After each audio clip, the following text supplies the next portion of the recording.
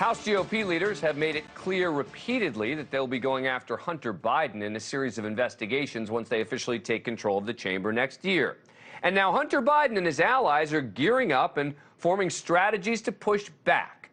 But some close to Hunter Biden seem to be at odds with the White House on how to handle any potential Republican probe, including on the very fundamental question of whether Hunter Biden should fight back now or continue to lay low and let Democrats dismiss any House GOP investigations as partisan political stunts meant to attack someone who's a private citizen.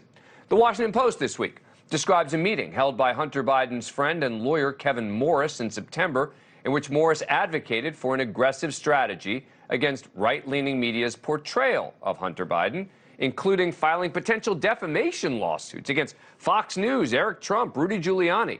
Quote, the meeting was a glimpse into a sprawling infrastructure that is rapidly, almost frantically assembling to combat Republicans' plans to turn Hunter Biden into a major news story when the GOP takes over the House next year.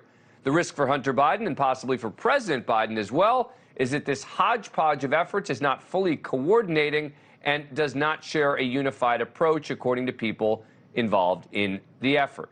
The Post also reports that Hunter Biden has been working with Morris, who in the past has reportedly lent him money to help pay off that tax debt, which is the subject of an ongoing federal investigation, and that he's hired at least one lawyer just to deal with House investigators. But beyond the lawyers, it appears Hunter Biden's team has also done extensive research on two prominent critics of his, including former business associate Tony Bobulinski and a computer repair person named John Paul Mac Isaac. Bobulinski claimed to have evidence that Joe Biden was involved in Hunter's business dealings with a Chinese energy company. He also alleged the Biden family committed fraud against him, which the FBI, he said, then covered up. And Mac Isaac owned a repair shop where Hunter Biden purportedly dropped off one of his laptops. Isaac turned a hard drive or a copy of it over to the FBI and at some point to Rudy Giuliani, who gave a copy to the New York Post. Now, according to the Washington Post, not everyone, including it seems the White House, appear to be on board with a counterattack. Quote, some involved in these efforts argue that Hunter Biden and Morris should stay out of the limelight so Democrats can focus on painting the Republican investigations as a partisan political exercise. Quote, no one thinks this strategy of putting Hunter Biden front and center is smart, said one Democrat involved in the broader effort who requested anonymity. No one, including the White House, thinks this is a smart strategy. That may be because there is no doubt President Biden is the target. And what Hunter does or doesn't do could certainly have ramifications beyond his own case. So what does he do now?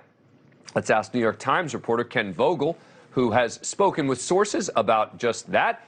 Ken, thanks a lot for coming on the program. Appreciate it. All right, so what are you hearing is the most likely scenario right now for which direction the Hunter Biden team goes in? Well, the Post summarized it well, and it's consistent with our previous reporting, including when we revealed that this Kevin Morris guy, this Hollywood lawyer, had loaned Hunter Biden the money that he used to pay back his back taxes, which are, of course, the subject of this investigation. Even at the time, we reported that some around President Biden were uncomfortable, this was several months ago, with Morris's presence and his advocacy for a more aggressive approach and pushing back on some of this stuff. We understand that he has talked about suing not just Rudy Giuliani, but Steve Bannon, Miles Kwok, this Chinese dissident who has funded some of Bannon's efforts, possibly for defamation, in addition to potential lawsuits against folks who handled this cache of files and the laptop that they claim is improperly accessed, and therefore that they had and disseminated stolen materials. And so they want to take this fight to Republicans, and that is not traditionally the way that the response to oversight investigations are handled. It's a much more reactive type of approach, and so you see the dissonance here and the potential for some tension between the folks around Hunter Biden and the folks around the White House. Well, I was just going to ask you that. I mean, is it possible we're going to see Hunter Biden pursue a strategy that angers the White House? I think it's unlikely, at least my reporting suggests at this point. There's a lot of back channel going on. Thank you for watching. Go to newsnationnow.com to find News Nation on your cable provider.